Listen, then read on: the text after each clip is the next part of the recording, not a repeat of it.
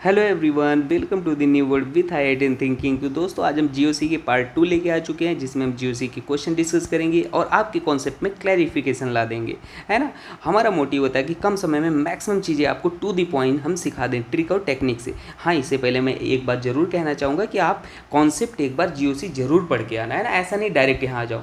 अगर आप थोड़ा सा भी पढ़े हो तो आपको मैं बेहतरीन तरीके से सिखा दूंगा, है ना, क्लैरिफाई कर दूंगा। और जीओसी अगर नहीं आता, किसी को ऑर्गेनिक नहीं आती, तो जीओसी का मेरा लेक्चर पहला देख ले, आपको ऑर्गेनिक समझ में आने लगेगा, आपको आइडिया लग जाएगा कैसे पढ़ा जाता है ज़िंदगी में ऑर्गेनिक केमिस्ट्री। ठीक है, आइए स्टार्ट करते हैं इस क्वेश्चन को सॉल्व करना। डियर, पहले क्वेश्चन में बोला था the correct order of stability of the following carbon ion. तो डियर, जो कार्बन आयन होता है, सबसे पहले मैं बता दूं, उसको जो स्टेबिलिटी होता है, कार्बन आयन की स्टेबिलिटी होता है, वो डायरेक्टली प्रोपोर्शनल होता है -I, -M और -H। अगर मैं बोलूं कि सबसे पहले आपके दिमाग में कभी स्टेबिलिटी देखते टाइम ख्याल आना चाहिए, तो वो क्या आना चाहिए? एरोमेटिसिटी, फिर रेजोनेंस, फिर हाइपर कंजुगेशन और फिर इंडक्टिव। ठीक है, बस यही दो चीज़ें, आपको यही चीज़ें लेके चलना है, कॉन्सेप्ट ये अप्लाई करना है। अब भाई यहाँ पे देख लेते हैं, हमको कुछ चीज़ें आपको पता है, जैसे कि हमने आपको बताया -M क्या, अगर NO2 होता है, ठीक है, या आपको कभी CHO दिख जाए, ये सभी क्या लगाते हैं? -M लगाते हैं। साइनाइड भी आपको दिख जाती, क्या लगाते हैं? -I -M दोनों लगाते हैं, ठीक है। और कभी अगर आपको OCH3 दिख जाए, ठीक है, तो वो क्या लगाते हैं अपने पास? वो लगाते हैं +M।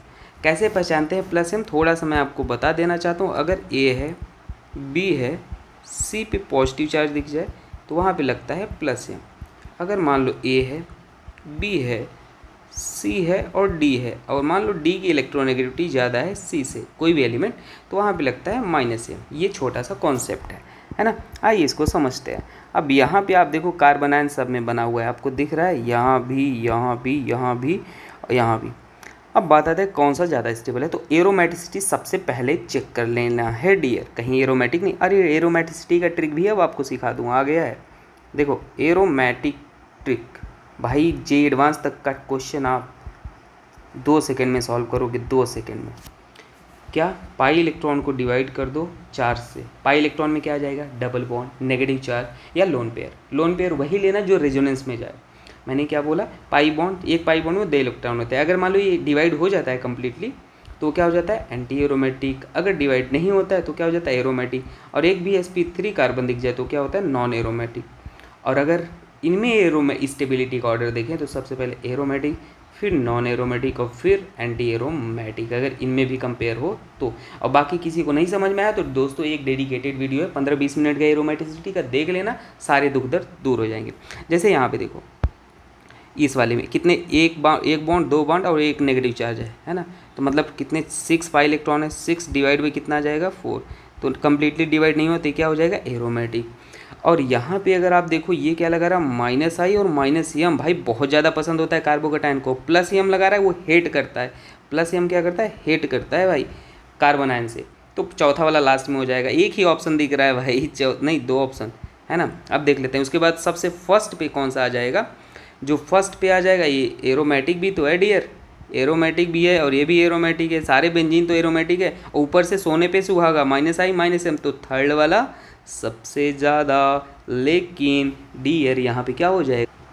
लेकिन ये आपके पास ये नेगेटिव इधर है और यहाँ पे नेगेटिव, इस नेगेटिव के कारण एरोमेटिसिटी आ रहा है, जिसके कारण डियर ऑप्शन नंबर कौन सा हो जाएगा? सबसे पहले जो हो जाएगा वो सेकेंड हो जाएगा, फिर थर्ड हो जाएगा और फिर फर्स्ट हो जाएगा और लास्ट में फोर्थ ऑप्शन नंबर सेकेंड हो जाएगा। समझ आया? तो ये बातें आप याद रख लेना डियर, ठीक है। आइए आगे बढ़ते हैं। करेक्ट पूछा था ना? हाँ ठीक। नेक्स्ट क्वेश्चन है the correct order of acidic strength. Concept of acidic strength कैसे निकालते हैं आज हम आपको सिखा देंगे। अगर मान लो कभी आपके पास एक एसिड है, एसिड में से आप क्या किया करो? H+ निकाल लो। H+ निकालने के बाद एक कार्बन आयन बन जाएगा, इसी को क्या बोलते हैं? कॉन्जुगेट बेस भी बोलते हैं, कॉन्जुगेट बेस भी बोल देते हैं, ठीक है। ये जितना ज़्यादा स्टेबल होगा डियर, कार्बन आयन की स्टेबिलिटी, इन शॉर्ट मतलब, हाँ इनडायरेक्टली पूछ रहा है, एसिडिक स्ट्रेंथ उतना ज़्यादा हो जाएगा और के वैल्यू भी उतना ज़्यादा होता है। कभी कभी भ्रमित करके के आपसे पूछ सकता है। बस अगर आप यहाँ पे चेक कर लोगे, हम पहला ऑप्शन अगर देखेंगे आपको, तो सबसे पहले H+ निकाल के बना लो कार्बन आयन, यहाँ पे बन गया कार्बन आयन। उसके बाद आप यहाँ पे निकाल के देख लो, आपके पास सी डबल बॉन्ड ओ और ओ एच गिवन है, तो यहाँ से भी हमने बना लिया कार्बन है।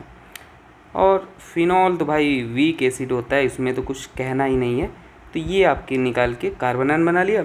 और CH3 मैंने ओपन करके बाकायदा बना लिया, ये आ गया OH, और ये भी आ गया आपके पास कार्बन आयन। तो डियर आप देख पा रहे हो क्लियरली, ये भाई कार्बोक्सिलिक एसिड मतलब मोस्ट कार्बोक्सिलिक एसिड भाई, मतलब 2 इक्विवेलेंट रेजोनेटिंग स्ट्रक्चर आता है, और एरोमेटिसिटी तो स्टेबलाइज कर ही रहा है, रेजोनेंस एरोमेटिसिटी, तो भाई सबसे ज़्यादा कौन सा हो जाएगा, बी वाला। तो बी, बाकी को तो ऑप्शन कट कर दो, है ना, सी या डी का भी नहीं, बी वाला हो जाएगा। दो में कॉम्पिटिशन है बी और डी, और सी में अगर देखोगे ये आपके पास ए है, ये बी है, ये सी है, ये डी है। डी और सी में देखोगे दोस्तों तो ये तो वीक एसिड होता है, वीक एसिड, ठीक है। कार्बोक्सिलिक एसिड ज़्यादा होता है फिनॉल से, कार्बोक्सिलिक एसिड ज़्यादा होता है किससे, फिनॉल से। एनसीईआरटी का फेमस क्वेश्चन, क्योंकि यहाँ पे 2 इक्विवेलेंट रेजोनेटिंग स्ट्रक्चर आता है, क्या इक्विवेलेंट, और यहाँ पे 5 रेजोनेटिंग स्ट्रक्चर आते हैं, लेकिन वो कैसे होते हैं, अनइक्विवेलेंट। तो इसलिए ऑप्शन नंबर वी हो जाएगा, सेकेंड हो जाएगा ना, बी डी और ये, ठीक है। आई होप आपको समझ में आया होगा। अच्छा डियर, मैं एक आपको बात बता देना चाहता हूँ, अगर आप जेई या नीट के स्टूडेंट हो, है ना, तो नीट वालों को सबसे पहले बताता हूँ, क्योंकि डियर 2025 में जो नीट का पेपर हुआ है 99% क्वेश्चन जो मैंने 2 महीने में कराया था वही क्वेश्चन आए। इसका प्रूफ पड़ा है, यूट्यूब पे मैंने डाला है, आप देख लो। 2 महीने में जो मैंने 3 स्टेप स्ट्रेटजी बनाया था वही क्वेश्चन आया भाई, वही आप प्रूफ है देखो, और वो फ्री था। जेई में जो हमने कराया वही है, लेकिन जेई हमने ज़्यादा नहीं करा पाया था, नीट का पूरा कवर कर दिया था। तो अब तो 1 साल पहले से कंटेंट रेडी हो रहा है और दिसंबर तक रेडी हो जाएगा, कुछ भयंकर यूनिक लेवल पे दोस्तों, है ना। एज ए स्टूडेंट क्या ज़रूरत होता है, हमने वो महसूस किया है और वैसे ही बनाएंगे। आपने प्रूफ देख ही लिया 2 महीने में क्या किया अपन, तो दिसंबर तक कंटेंट रेडी हो जाएगा, उसके पहले कोई अनाउंसमेंट नहीं है। लेकिन एक चीज़ है, आप डिस्क्रिप्शन में व्हाट्सअप ग्रुप है और टेलीग्राम ग्रुप है, हमने 99 रुपीज़ का मेंटरशिप प्रोग्राम ज्वाइन किया, लॉन्च किया है, ये ठीक है, प्रोग्राम फ्री है दोस्तों। जो एफोर्ड नहीं कर सकता उसके लिए फ्री है, ये मत सोचना बस हो गया पैसों की बात, है ना। नहीं डियर, अभी तक हमने कोई पैसे नहीं लिए, लेकिन लगातार मेहनत कर रहे हैं, तो कुछ तो एक्सपेक्ट करते हैं ना। और हाँ, एक्सपेक्ट आप पहले कंटेंट देखना, हमने जो बोला वो किया कि नहीं किया तब लो, है ना। पहले एनालाइज करो, ऐसा नहीं है कि आप ज्वाइन नहीं कर लो, आपका मन। लेकिन हाँ, हम जो भी काम कर रहे हैं उसको पूरी ईमानदारी से कर रहे हैं। और आप देख लो नीट का पेपर और जेई का भी जो आया है, जेई का भी जो जितना कराया है, लेकिन पूरा नहीं करा पाए थे।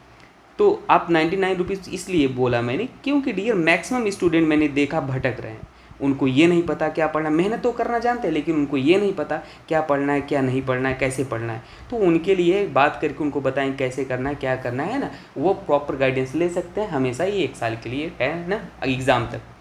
तो वैलिड है, आप ज्वाइन कर सकते हो। ग्रुप दे, व्हाट्सअप ग्रुप मतलब लिंक दे दूँगा डिस्क्रिप्शन में, आप ज्वाइन कर लेना, ठीक है। कोई डाउट है तो वहाँ पर पूछ लेना। आइए फिलहाल क्वेश्चन को अपन सॉल्व करते हैं। तो क्वेश्चन अपने पास रहा ये, तो पहला एरोमेटिसिटी का क्वेश्चन है, ब्रह्मास्त्र वाला ट्रिक अपन को लगा देना है। मैं ट्रिक क्या है एरोमेटिसिटी का मैंने आपको बताया है, और डेडिकेटेड वीडियो भी है एरोमेटिसिटी का, आप उसको देख लोगे, ज़िंदगी में क्वेश्चन गलत नहीं करोगे। पाई इलेक्ट्रॉन डिवाइड कर दो, 4 से डिवाइड हो गया तो क्या हो जाएगा, एंटी एरोमेटिक। डिवाइड अगर नहीं होता है तो क्या हो जाएगा, एरोमेटिक हो जाएगा। और अगर एक भी sp3 कार्बन दिख गया तो वो कैसा हो जाएगा, नॉन एरोमेटिक। अगर इनमें स्टेबिलिटी पूछे तो सबसे ज़्यादा एरोमेटिक होता है, फिर नॉन एरोमेटिक होता है, फिर एंटी एरोमेटिक होता है। इनमें स्टेबिलिटी का ऑर्डर अगर पूछता है तो। और 2 एक्सेप्शनल भी होते हैं, एक टब शेप का होता है जो कि इस स्ट्रक्चर में कवर किया गया है ना। मैं दिखा देता हूँ आपको, देखो यहाँ पे भाई एरोमेटिक है, साफ साफ दिख रहा है, बेंजीन रिंग है और लोन पेयर भी, कोई दिक्कत नहीं है। ये आपके पास नॉन एरोमेटिक होता है भाई, टब शेप का होता है, यही एक्सेप्शनल है, यही एक्सेप्शनल है, स्टार बना के लिख लेना। और एक एक्सेप्शनल और है, उसको भी मैं बना ही देता हूँ, कल को आप धोखा खा जाओ, कहो आपका ट्रिक काम नहीं किया। हमने जो ट्रिक बनाते हैं दोस्तों ना, अच्छा ट्रिक एंड ट्रिप्स का प्लेलिस्ट है, उसको जो देख लेगा ना, 15 से 20 वीडियो हैं 15-15 मिनट के। ज़िंदगी में वो ट्रिक हमने जो बनाया है 15 मिनट की वीडियो ना, 2-2 दिन का मेहनत से बनाया है, बहुत एनालिसिस के बाद, कहीं फेल ही नहीं होता वो। तो वो जो देख लेगा, ट्रिक एंड ट्रिप्स का प्लेलिस्ट नाम है, तो आपके भाई क्वेश्चन उड़ जाएंगे ऐसे जो है ना। तो ये भी आपके पास नॉन प्लेनर होता है, ये भी आप याद रख लो, ठीक है। नॉन एरोमेटिक आप बोल सकते हो। अब यहाँ पे देखो पाई इलेक्ट्रॉन कितने हैं, 4, 2 डबल बॉन्ड है 4 ना, और डिवाइड बाई 4 एंटी एरोमेटिक आ जाएगा। और ये वाला अपने पास एरोमेटिक हो जाएगा। लोन पेयर वही लेना जो रेजोनेंस में जाए, तो एक रेजोनेंस में जा रहा है, 2 डबल बॉन्ड है 4 और एक लोन पेयर 6, 6 डिवाइड बाई 4, ये भी क्या हो जाएगा, एरोमेटिक। तो आपके पास सी वाला कहाँ पे जा रहा है, फर्स्ट में, सी वाला एंटी एरोमेटिक हो गया, कहीं पे दिख रहा है, सी वाला पी में, बाकी दो ऑप्शन कैंसिल करो, सी वाला पी में, ठीक है। बाकी अगर मैं देखूँ तो एरोमेटिक कौन है, डी वाला आपके पास एरोमेटिक है, और एरोमेटिक नहीं, एरोमेटिक नॉन बेंजोनाइड, ठीक है, बेंजीन नहीं, और ए वाला एरोमेटिक बेंजोनाइड है, तो एरोमेटिक बेंजोनाइड, तो ए वाले का क्यू में हो जाएगा। तो बस ऑप्शन नंबर ये हो गया, तो ही दिख रहा है, ठीक है, ये वाले का एरोमेटिक बेंजोनाइड, और ये एरोमेटिक है लेकिन नॉन बेंजोनाइड है ना, और ये अपने पास कौन सा हो जाएगा, नॉन प्लेनर हो जाएगा। तो बस सारा ऑप्शन टिक कर दिया, यही है ट्रिक। आइए देखते हैं नेक्स्ट क्वेश्चन को। द ई आइसोमर कैसे सॉल्व करते हैं। अगर मान लो आपके पास, मैं बोलता हूँ कोई एल्कीन है, ए है, बी है, सी है, डी है, इसकी priority on the basis of atomic number किया, मान लो इसकी आई 1, इसकी आई 2, और यहाँ पे इसकी आई 1, इसकी आई 2, तो एक ही साइड है, दो एक ही साइड है, तो इसको कौन सा आइसोमर बोलेंगे, जेड बोलेंगे, है ना।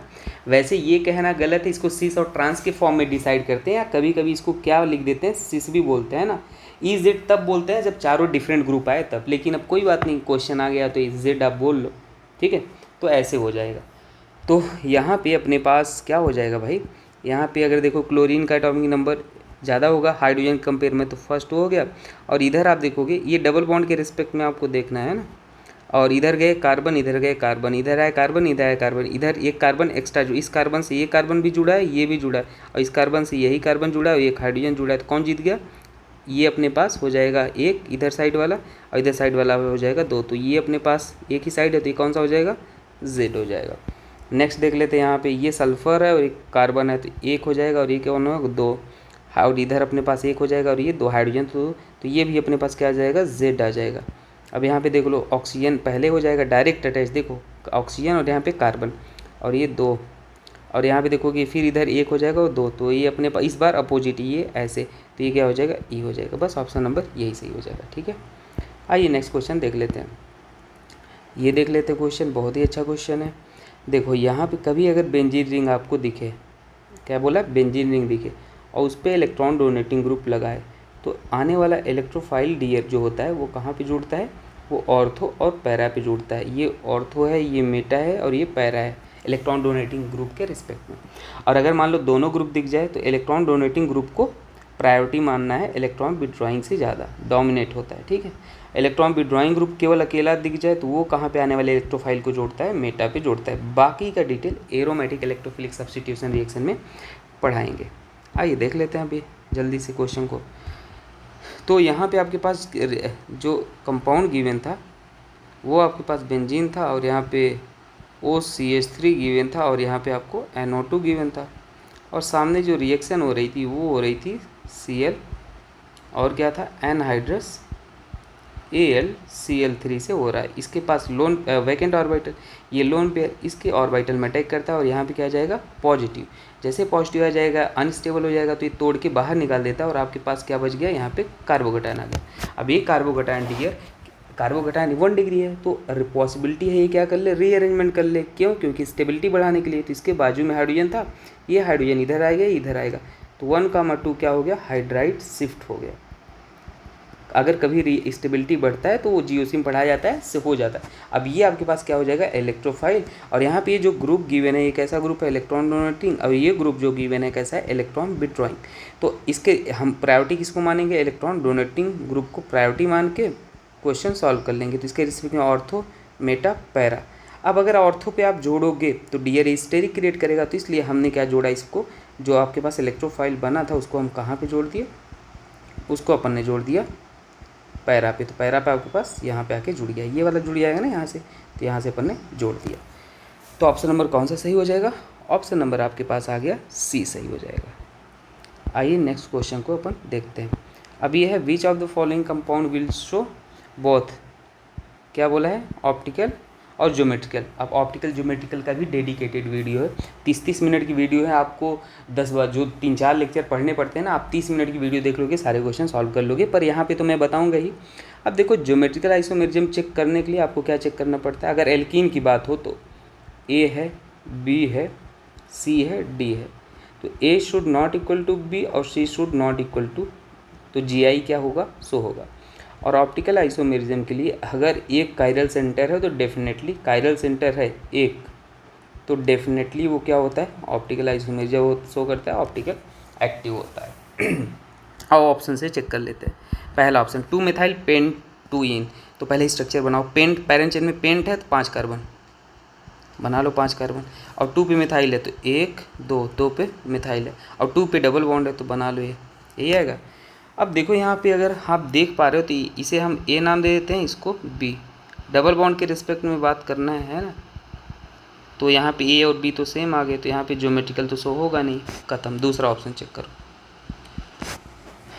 2 मिथाइल ब्यूट 1 इन, तो ब्यूट 1 2 3 4, 2 पे मिथाइल है और ब्यूट 1 इन है, 1 एक पे डबल बॉन्ड है, यही है। अब यहाँ पे देखो ये हाइड्रोजन सेम आ गया, ये ए है ये बी है, और ये वाले को सी मान लो, ये वाले को डी मान लो, तो ए और बी सेम आ गया, ये भी ज्योमेट्रिकल आइसोमेरिज्म शो नहीं करेगा। नेक्स्ट देख लो, 4 मिथाइल पेंट 1 इन, तो 1 2 3 4 5, 4 पे 1 2 3 4 पे मिथाइल है और 1 पे इन है।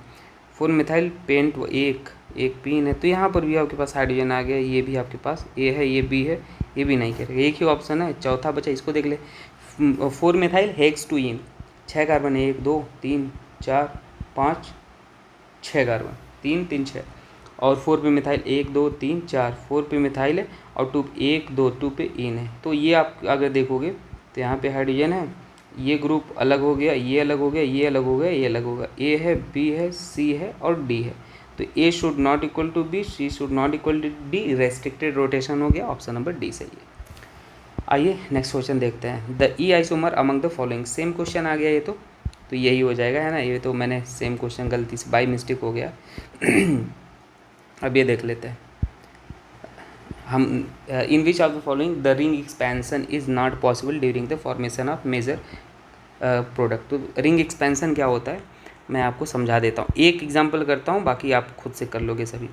मान लो आपके पास है यहाँ पे 4 मेंबर रिंग है और उसके बगल के आ गया कार्बोकटायन आ गया, तो हमेशा कार्बोकटायन के बगल वाला जो कार्बन होता है उसको अल्फ़ा, उसके बगल बीटा मान लो, और बॉन्ड जो तोड़ना है अल्फ़ा से हमेशा बीटा की तरफ तोड़ना है। कॉन्सेप्ट ऑफ एरो कहता है एरो ऐसे चला तो हेड पार्ट पे नेगेटिव और टेल पार्ट पे पॉजिटिव, यही रूल अपनाना कभी भी रिंग एक्सपेंशन। तो इसको अपन ऐसे तोड़ दिया और क्या बन गया, अपन के पास बन गया ऐसे, देखना टेल पार्ट पे कार्बोकटायन और हेड पार्ट पे कार्बोनायन, बाकी आपके पास क्या आ गया यहाँ पे कार्बोकटायन आ गया, और जो ये पुराना कार्बोकटायन था उससे ये बॉन्ड बना लेगा। आपके पास कितना बन गया, 1 2 3 4 5, 5 मेंबर रिंग बना लो, पहले ऐसे बना लो नंबरिंग हमेशा, 1 2 3 4 5, 2 पे क्या था कार्बोकटायन था और 1 और 5 के बीच में नया बॉन्ड बन गया ये वाला, ठीक है। तो बस ऐसे बना लेना, बाकी आगे का जो प्रक्रिया होगा कर लो। तो यहाँ पर भी रिंग एक्सपेंशन होता है, और हमेशा याद रख लेना 5 मेंबर रिंग के बगल कार्बोकटायन कभी दिख जाए तो वो हमेशा किस में जाना चाहता है, 6 में, और 4 के बगल दिख जाए तो किस में जाना चाहता है, अभी कराया 5 में। और अगर मान लो 4 मेंबर रिंग के ऊपर ही कार्बोकटायन दिख जाए तो वो कहाँ जाना चाहता है, वो 3 मेंबर रिंग में जाना चाहता है, किसमें 3, कॉन्ट्रैक्शन होता है, फिर वही अल्फ़ा बीटा करके करना है ना, बस कॉन्ट्रैक्ट करा लेना है। तो कहाँ पर रिंग एक्सपेंशन पॉसिबल नहीं, ये आपके पास 4 मेंबर रिंग के बगल कार्बोकटायन है, होगा यहाँ होगा, ये 5 मेंबर के बगल कार्बोकटायन यहाँ भी होगा, 6 मेंबर के बगल कार्बोकटायन कभी भी रिंग एक्सपेंशन नहीं होता, ये 4 के बगल कार्बोकटायन है यहाँ भी होगा। तो ऑप्शन नंबर कौन सा हो गया, सही सी। आइए नेक्स्ट क्वेश्चन देखते हैं, from the following the correct order of stability. Aromaticity देख लो ऐसे कंपाउंड में, ये एरोमेटिक है और ये आपके पास sp3 दिख गया तो ये कैसा हो गया, नॉन एरोमेटिक, और ये आपके पास तो भाई ये रेजोनेंस है कर रहा है, बस एरोमेटिसिटी हटा ही दो। फ्रॉम द फॉलोइंग स्टेबल, और ये आपके पास एंटी एरोमेटिक तो लिस्ट स्टेबल हो गया, उसे लिस्ट से बाहर करो।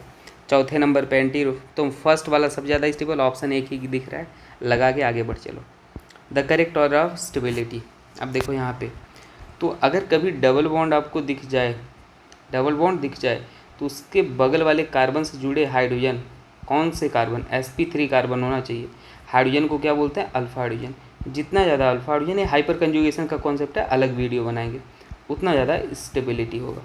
तो यहाँ पे अगर देखोगे तो आप कितने अल्फा हाइड्रोजन है पहले वाले स्ट्रक्चर में, ये डबल बॉन्ड है, और यहाँ पे 3 3 6 3 9 अल्फा हाइड्रोजन है। यहाँ पे कितने अल्फा हाइड्रोजन है, 6 अल्फा हाइड्रोजन है, और यहाँ पे कितने अल्फा हाइड्रोजन है, 3। तो कौन हो जाएगा, first second third, option number ये हो जाएगा। बाकी ये क्वेश्चन ये रिपीट हुआ था तो उसके बदले में मैं आपको एक क्वेश्चन दे देता हूँ, ठीक है, आप सॉल्व कर लेना। HW है आपका, स्टेबिलिटी ऑर्डर इसमें आपको बताना है,